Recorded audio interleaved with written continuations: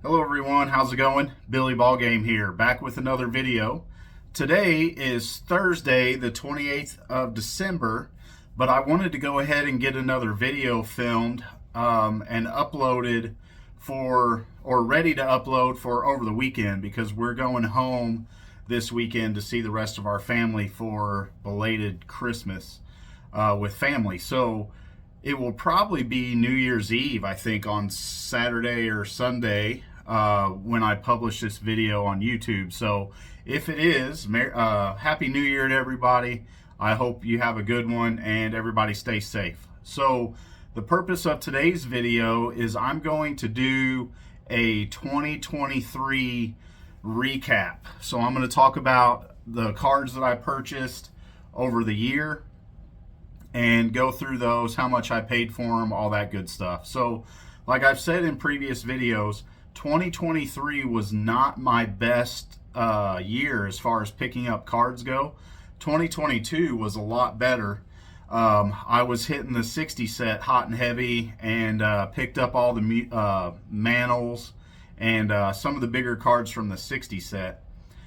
And then this year, so I started my channel on January 30th. So since January 30th, like I said, we bought this house and moved in May, and I kind of quit buying cards from March or April up until the end of May. So most of these cards are going to cover that period before April or so, and then after we moved into the house.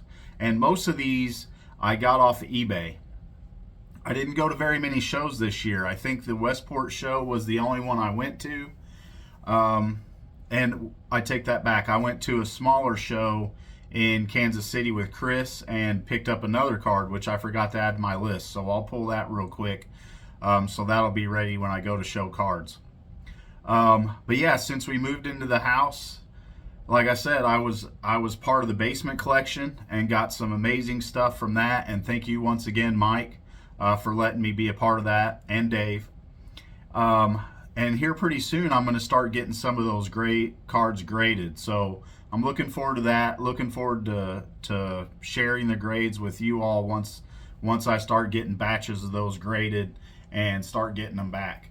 And then I also bought a collection from Dan, one of my YouTube subscribers, again, that I showed on my channel, those partial sets of 71 and 72 tops. So I bought a lot of cards this year, for sure. Quantity, probably the most cards I've ever bought I got this year. But as far as actual individual graded cards to add to my collection, I didn't buy a whole lot. So I'll quit flapping, I'll spin this around, and I will show you what I picked up. All right, I'm back for the second part of the video. I'm going to show you the cards. This is a new backdrop on my desk. I just recently put this out. This shelf here is going to be all-time Cardinal greats, rookie cards, and then I have another shelf up above, up closer to the ceiling. So it's missing two cards because I picked those up this year, and I'm going to show them to you. And then actually that Mark McGwire that you see in the background, I got it back from SGC this year. And I got back some really cool cards this year that I had graded, but I'm not going to cover those. I'm just going to go through, you know, individual card purchases from this year. So I'll start off with the card I was just talking about. I bought this at a show with Chris that I went, I think it was Lee's Summit. We went to the day we went to the Negro League Museum and ate barbecue out in Kansas City. Chris and I, along with Joey, went. So I picked this up at a show out there, Eddie Murray rookie card in a 7. I had this raw, ungraded, but it was really, really off center. So for me, this was a really easy, cheap upgrade for my collection. I think I paid $70, $75 for this. I'm sure the values come down a little bit since then, as they have with most cards this year, but I'm happy to add this to the collection. And then next, this is kind of a boo-boo purchase I made. So this is a 1990 Donruss King Griffey Jr., but you can see on the label it has 89 tops traded. I didn't realize that when I bought the card. I just saw the Donruss and thought it was really clean. And so I went ahead and picked this up. I may at some point either crack this and send it into SGC, or see if Chris can get it sent into PSA for me to get the correct label put on it. But I was always a big fan of this card back in the day.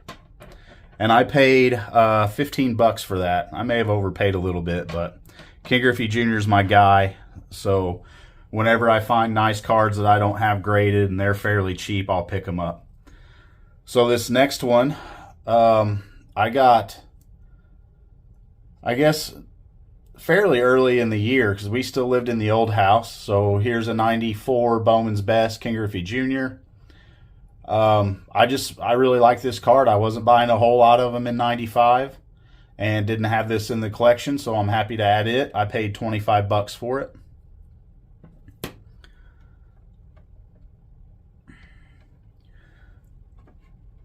Next is another one I did a video on. This is my exhibits. Stan Musial. I don't have a lot of Stan Musial in my collection. I hope to change that in the future, especially in this upcoming year with what I'm targeting at the National. But I thought this was a pretty cool pickup that I got for a pretty good price. I really like the exhibits cards. I paid $30 for this. And then next we have a 93 Select Ken Griffey Jr. And again, a lot of these cards aren't super high value or anything. They're just cards that I thought were cool that I wanted to pick up that I didn't already have graded in my collection. And that's definitely the case with most of these Ken Griffey Jr. cards. So this one I paid $12 for. And then next I have 1983 Willie McGee rookie card in a PSA 9. I just, again, always love this card. Willie McGee is one of my favorite all-time Cardinals. Was one of my favorite players growing up in the Whitey Ball era. I've always just been a huge fan of Willie McGee. This one's in a PSA 9, and I paid $31. So I may have overpaid a little bit for this, but I don't think I did too bad. I think his 10 is over $100 or so. And then next, 84 Donruss Ozzie Smith in a 9. I think these are cool. I never opened these as a kid. I never saw them anywhere. I'm guessing you probably had to go to card shops to be able to get a hold of these back then. And we didn't have any card shops around. Any cards I was buying in 84 were just packs of tops out of gas stations probably. And I think they were $1/4 a pack back then for tops.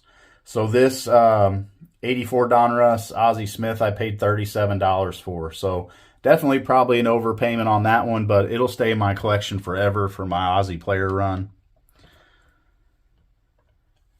And then next we have another Ozzie, his 92 Bowman.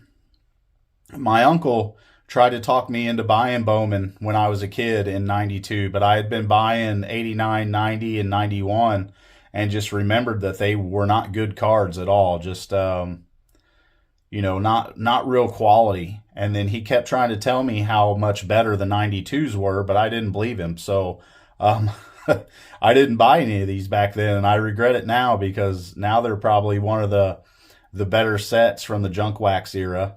But I really like this card of Ozzie Smith, and I paid $9 for it. So next up is another 84 Donruss.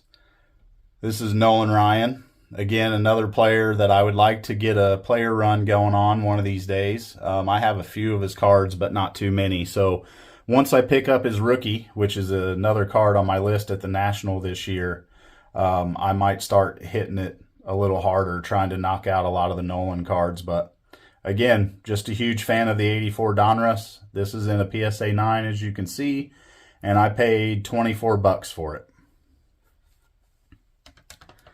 So this next one I did a video on and talked about how it was a total impulse buy.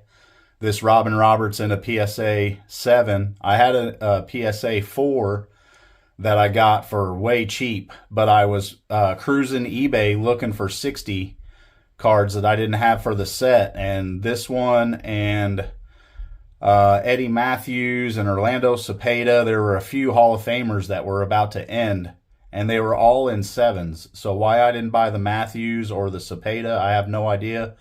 But I decided to upgrade this one for whatever reason. Like I said, total impulse buy, but it's a sharp card, and I'm happy with it. I paid 58 bucks for that in a 7. All right, so next up is one of the bigger cards that I purchased this year. Here's the Carl Yastrzemski rookie card. Like I said, I had offered the guy that I bought this from off of eBay, I'd made him an offer several months earlier, and he didn't accept it. And I was really looking for one of these to add to the 60 set, and this was still on there. And so I made him another offer for the same amount that I had offered him before. And he asked me if I'd be willing to bump up $20. And so I did that, and I bought the card. And I paid $375 for this. So I may have overpaid for a bit, but I did it because this is such a good example of a Yastrzemski rookie, because it has very little surface issues. A lot of these have the big black print dots all over them. And this one, really the only issue is that dashed line kind of going across the top. But for me, with the naked eye, like, I can barely see it, so it doesn't bother me at all. So I think the eye appeal bumps this up a little bit in value. I think these are going for $225 to $275 or somewhere in that range right now. So I probably overpaid a little bit for this one. But again, for me, for the solid eye appeal on this card, it was worth it, and I'm happy to have it in the collection. I still need to get the McCovey rookie to go with it for the set, but it's about a $150 card, so I'm sure it'll be in my upcoming purchases here before too long. And then next, we have another Al Kaline, or another card for the 60 set. This is Al Kaline's All-Star card, and I'm a big fan of these. I just like the setup, how it has 60 real big in the background, and then just their up-close photos with the shadow kind of exaggerated. I'm just a big fan of these cards. So I got this one in a 5. I love the backs on these. I think they're awesome. So I was really excited to pick this one up, and I paid, looks like 60 bucks for that. Again, may have been a little bit of an overpayment, but it will never leave my collection, so I'm okay with that. And then this is one of my cheaper pickups of the year, as you can guess, by a 1990 score Ken Griffey Jr. I have a lot of these in my collection, and have some pulled out that I thought about getting graded, but they all have little dings or chips on the edges. So this one was really cheap, so I came across it on eBay and decided to pick it up. I paid $9 for this. Now, of course, there's $4 or $5 in there for shipping on all these cards, but I can't complain about that for a 1990 score Ken Griffey Jr. card. And then also that same day, I bought this card, his 91 Stadium Club. This is in a PSA 9. I remember how huge a card this was back then when Stadium Club came out. I think these were $12 or $20, something like that, in the Beckett. I've just always been a big fan of this card. I've got one ungraded that I had in my binder when I was in high school, and it kind of got stuck to the plastic in the binder. And when I started pulling cards out and putting them in top loaders and stuff several years ago, it was stuck to the plastic and just got demolished. So I'm happy to add this to the collection. And I paid $12.50 for this. And then next up is another just Cardinal, in my opinion, all-time great rookie card. This is Vince Coleman, 85 Topps traded in a 9. I was just a huge fan of Vince Coleman back in the day. He wasn't the greatest hitter. He was one of those guys kind of like a rabbit on a softball team that would just try to pound the ball into the ground and outrun it to first base.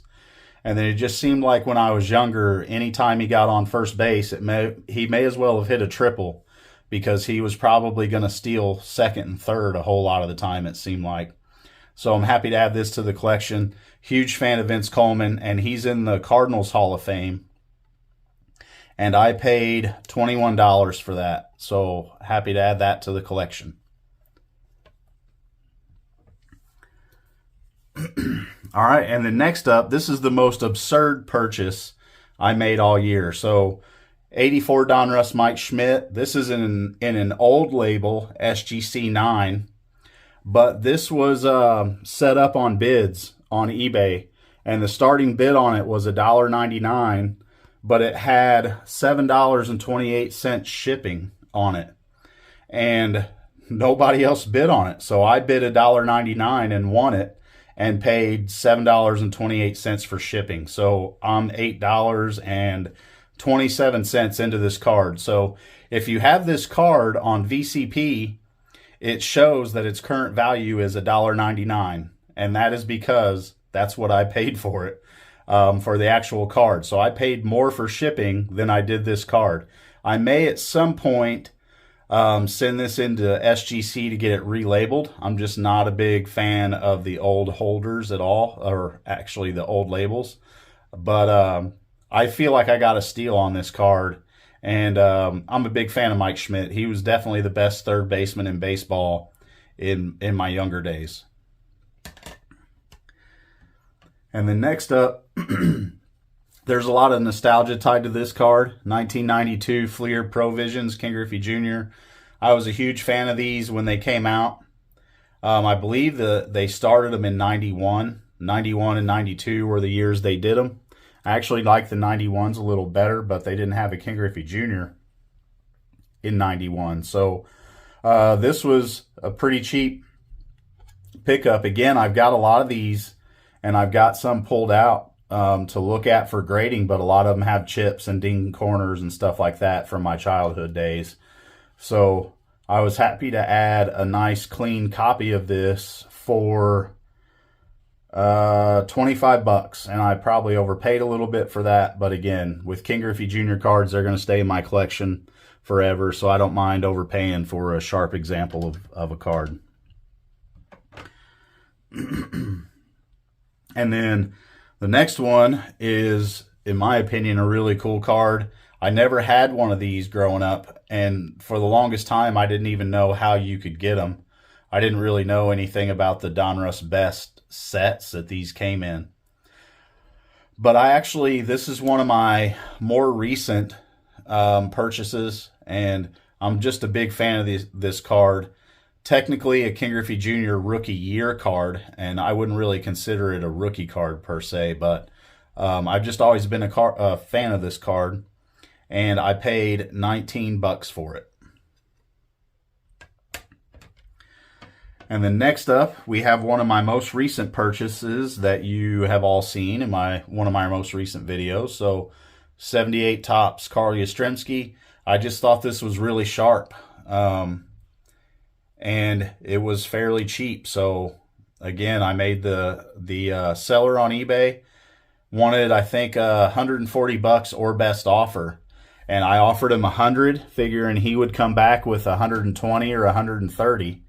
And he came back with 109. So I couldn't I couldn't hit the buy it now button quick enough. So I'm happy to add this to the collection. This 78 Topps Carl Yastrzemski. Great looking card. And again, I paid $109 for it. So this is the Christmas present that I just talked about in my last video, the Ken Boyer rookie card, 1955 Topps. This is the oldest graded card that I have in my collection, and the oldest graded rookie card I have in my collection. And when I saw it on eBay, I just thought it was really sharp. I've been wanting to get one of these for a while and just hadn't picked one up. So I sent my wife the link. And then they lowered the price on it a few days later, and I sent it to her again and said, yeah, you can buy this card for a bargain now. This would be a great Christmas present. So thank you, Mrs. Ballgame, for picking this up for me. I love this card. Here pretty soon, I'm hoping to add the Curt Flood rookie and a few of the other kind of what I would consider, air quotes, old-time Cardinals rookie cards, along with Tim McGraw and Joe Torre and some of those other guys I'm hoping to add here before too long. So I'm just a huge fan of this card. I love the 55 top set. It's one of my favorite sets of all time. So I'm happy to add this. And then last but not least, this was my big Westport show in St. Louis purchase. This Lou Brock. Like I talked about in my video after the show, I spotted this really early when we walked in. It was on one of the first row. It was in the end of the first row of cards that we went through. And I just saw it and thought it looked really sharp for a 6. And like I said, it's got some print issue up here in the corner, but with my naked eye, I can barely see it. So it doesn't bother me at all.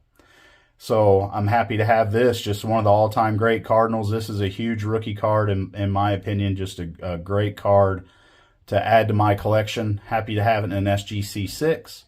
And I paid $300 for it.